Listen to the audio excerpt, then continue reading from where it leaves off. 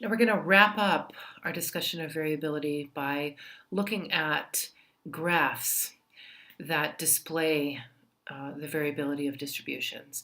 And this is called a box plot. It's a technique for displaying a number of pieces about a distribution.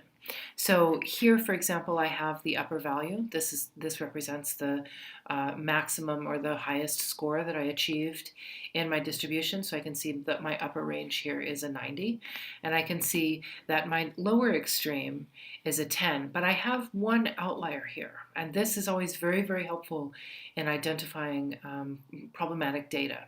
These values here represent the whiskers. This represents your kind of upper quartile and your bottom quartile, respectively. And this line here represents the median of your data.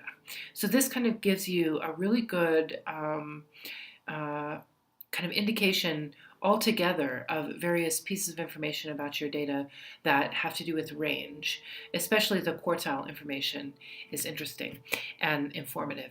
And the way that this is really useful is we can compare groups. This is a very useful way to compare groups. So we can see here, we're talking about a box plot for airline delays.